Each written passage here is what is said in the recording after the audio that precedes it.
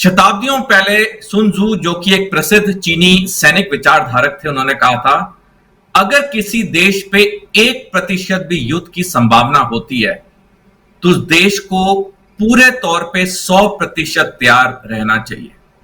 भारत के हर नागरिक को समझना चाहिए कि सिर्फ सेना का काम नहीं है युद्ध लड़ना, यह होल ऑफ नेशन अप्रोच है।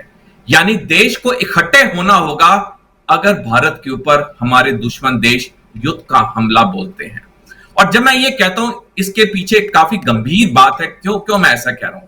देखिए, सेना तो बॉर्डर पे लड़ेगी, जो उसका काम है वो करेगी, लेकिन पीछे हम जैसे नागरिकों की ड्यूटी है कि वो चीजों का पालन करना जो कि केंद्रीय सरकार या राज्य सरकार टाइम टू टाइम आदेश निकालती रहे। जैसे अभी इंस्टेंट केस में आदेश है कि कल कई डिस्ट्रिक्ट्स में मॉक ड्रिल होगी। अब मॉक ड्रिल जरूरी क्यों है? मॉक ड्रिल जरूरी इसलिए कि जब भी हमारे दुश्मन देश हम पे हमला बोलते हैं और युद्ध का ऐलान होता है, दोनों साइड से गोलीबारी होगी, बमबारी होगी। दुश्मन चाहेगा कि वो ज्यादा से ज्यादा हानि पहुंचाए हमारे देश में, और जरूरी नहीं है कि दुश्मन सिर्फ सैनिक टारगेट पे हमला करेगा, वो सिविलियन टारगेट पे भी हमला कर सकता है, क्योंकि उससे पता है, देखा जा रहा है अभी जो हाल ही में युद्ध हो रहे हैं या हुए हैं उनमें देखा गया है। बिल्कुल बिल्कुल, क्योंकि ये जो आक्रमण सेना होती है वो जानती है अगर वो सिविलियन इलाके पे हमला करेंगे और वहां पे ज्यादा क्षति और हानि होगी, ज्यादा सिविलियन लोग मरेंगे, तो उससे उस देश के मनोबल पे काफी फर्क आता है। जैसे आपने सही कहा शिवेंद्र जी, चाहे हम रूस यूक्रेन युद्ध ले लें, इजराइल हमास युद्ध ले लें, वहां पे दोनों पक्षों ने सिविल इंफ्रास्ट्रक्चर को भी टारगेट किया, सैनिक इंफ्रास्ट्रक्चर को तो टारगेट किया ही है। तो इसलिए बहुत जरूरी हो जाता है जो भी आदेश निकलते हैं उसका पालन करना। और जो इंस्टेंट आदेश है मॉक ड्रिल का, उसकी अहमियत यह है कि जब भी असली हमला होगा भारत पे, तब यही मॉक ड्रिल बहुत काम आएंगी, क्योंकि जो भी ये मॉक ड्रिल नागरिक दिल से करेगा, सच्चाई से करेगा, उसे एक अनुभव होगा, एहसास होगा कि असली जंग के वक्त उसने क्या क्या करना है। जैसे एक उदाहरण के तौर पे कि अगर ये मॉक ड्रिल रात को होती है तो सारी लाइटें ऑफ करनी होगी। इसका मायना क्या है? इसका मायना ये कि अगर समझना जरूरी है, क्योंकि कई लोग सोच रहे हैं लाइट बंद कर दी जाएगी, उससे दुश्मन को क्या चीजें नहीं मिलेंगी, उसका हमला कैसे कमजोर होगा, ये आपसे समझना जरूरी है। जी देखिए, जब ब्लैकआउट होगा यानी कि सारी लाइटें बंद करनी होगी, अगर उस जगह में, उस शहर में, उस मोहल्ले में एक भी लाइट ऑन होगी, जो दुश्मन के ऊपर लड़ाकू विमान घूम रहे हैं उन्हें ऊपर से छोटी सी छोटी लाइट दिख जाती है, और जैसे उन्हें छोटी लाइट दिखती है उन्हें पता चल जाता है यहां पे रिहायशी इलाका में यहां पे लोग रहते हैं। तो वो डेफिनेटली, जैसे मैंने पहले कहा, दुश्मन कोशिश करता है हमेशा कि सिविलियन इलाकों में, रिहायशी इलाकों में ज्यादा नुकसान पहुंचाना, क्योंकि जितने ज्यादा सिविलियन मरेंगे, जितना ज्यादा सिविलियन इंफ्रास्ट्रक्चर बर्बाद होगा, उतना उस देश का मनोबल कम होगा। तो पहली बात तो बहुत जरूरी है कि जब ब्लैकआउट का नोटिस आता है रात के वक्त, अगर मॉक ड्रिल होती है, छोटी से छोटी लाइट को भी बंद कर दीजिए, यहां तक कि आपका जो ये ऑल आउट है, जो मच्छर के लिए छोटी सी मशीन लगाते हैं, लाइटें ऑफ कर दीजिए। दूसरी चीज, बिल्कुल। और मैं अगर ये चूंकि हमारा कार्यक्रम ग्रामीण क्षेत्रों में भी जाता है, हालांकि सरकार ने ग्रामीण क्षेत्रों के अंदर अब इतनी तरक्की कर दी है, गैस दे दी है, तमाम चीजें दे दी हैं, लेकिन फिर भी कहीं अगर कोई ऐसा व्यक्ति आसपास है आपके गांव में, अगर आप गांव के प्रधान और तमाम लोग देख रहे हैं, उनके गांव में ऐसा व्यक्ति अभी भी है जो कोई किसी तरह से बाहर आग जलाता है, चूल्हा जलाता है, खुला घर है, तो उसको आप लोग, जो मैं छोटी जी की बात अगर ग्राम प्रधान और तमाम लोग सुन रहे हैं ऐसे इलाकों में, तो उनको बताएं कि किस तरीके से उसको घर के अंदर करना है, या उसे और दूसरी सुरक्षा इस समय दे सकते हैं या गैस उपलब्ध करा सकते हैं तो कराएं। मतलब मेरा कहने का मतलब है खुले में खाना भी ना बनाए, ऐसा मेरे दिमाग में अचानक आपकी बात से आया सोडी जी।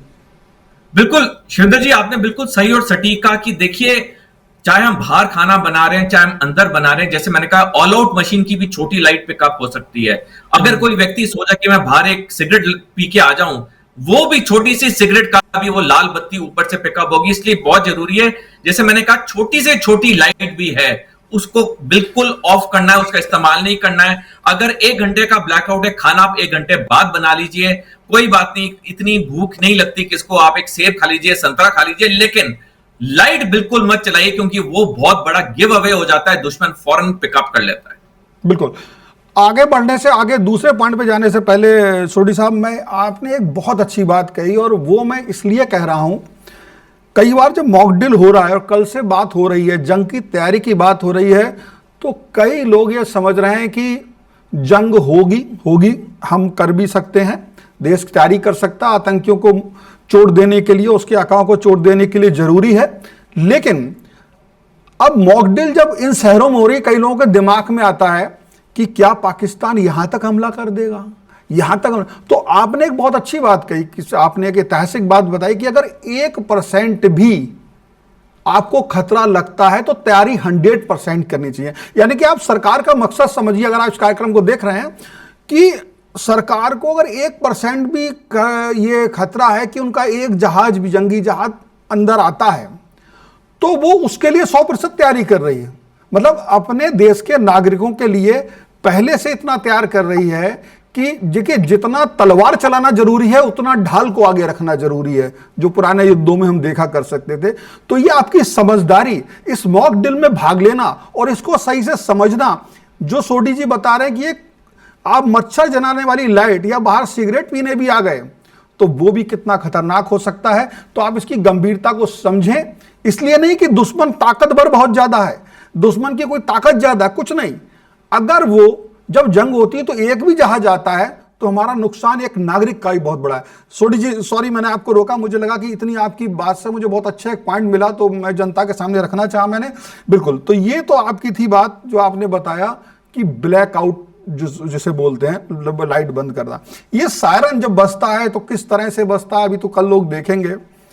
तो इसका क्या मतलब होता है, ये कितनी देर पहले बजता है और सरकार इससे क्या निर्देश देना चाहती है, कितने समय मिलता है नागरिकों को तैयारी करने के लिए भी ये खतरा आ रहा है, कब बजता है, मुझको पता नहीं है कब बजता है। जी शिवेंद्र जी, जैसे ये सायरन बजता है उसका संकेत होता है कि इमीडिएटली आपने अपनी मॉक ड्रिल शुरू कर देनी है शांति के वक्त पे। और अगर युद्ध के दौरान बजता है तो वो तभी बजता है कि जब अटैक बिल्कुल होने वाला होता है। क्योंकि जैसे ही हमारी सेनाओं को, चाहे वायु सेना हो, थल सेना हो, नौ सेना हो, जैसे उनके रेडार्स, जैसे उनका अर्ली वार्निंग एलिमेंट्स पिकअप कर लेते हैं कि यहां से दुश्मन का या लड़ाकू विमान या मिसाइल आ रही है, फौरन उस इलाके में सायरन बजाया जाता है। जैसे ही सायरन बजता है, जैसे मैंने कहा, उसके तुरंत हमें एक्शन लेना चाहिए। अब जैसे कल जब मॉक ड्रिल होगी, जैसे ही सायरन बजेगा, आप जहां पर भी होंगे, क्या भी कर रहे होंगे, आपको तुरंत उसी वक्त वो ड्रिल करनी होगी जो सरकार ने आदेश दिए हैं। और युद्ध के वक्त तो बिल्कुल ही, मतलब कहने का मतलब, जैसे शांति का समय हो, युद्ध का समय हो, सायरन का बजना और आपकी हरकत करने में कोई देरी नहीं होनी चाहिए। क्योंकि जितनी आप देरी करेंगे, सायरन बजा, मैं अभी अपने घर से 500 मीटर दूर हूं, मैं फटाफट आराम से चले जाता हूं, वो 500 मीटर आपके लिए बहुत भारी पड़ सकते हैं, या आपकी जान जा सकती है या आप अपाहिज हो सकते हैं। क्योंकि दुश्मन ये नहीं वेट करेगा कि वो आपको 500 मीटर का फासला तय करने देगा फिर हमला करेगा, वो किसी भी वक्त हमला कर सकता है। तो सायरन का बजना यानी कि हमारी सेनाओं ने बिल्कुल यकीन कर लिया है कि वहां पे उस जगह में होने वाला है, तभी सायरन बजता है। जैसे मैंने कहा, सायरन का बजना और आपकी हरकत करने में 1 सेकंड की देरी भी नहीं होनी चाहिए। बिल्कुल। तो सोडी जी, जो आपने बताया, मैं आपकी बात को एक आम आदमी को, जो आपने बहुत अच्छे से समझाया है, लेकिन मैं किन किन को ध्यान रखने की जरूरत है मैं फिर बता रहा हूं। कल जो मॉक ड्रिल होगी सरकार की तरफ से, डिफेंस फोर्सेस की तरफ से, हमारे दूसरे तमाम तबकों विभागों की तरफ से, उसका लाभ उठाना, जो बताया हमारे सोडी साहब ने, सर ने, कि रिस्पॉन्स टाइम आपका बहुत कम रहने की, बिल्कुल क्विक, तुरंत वाला होना है।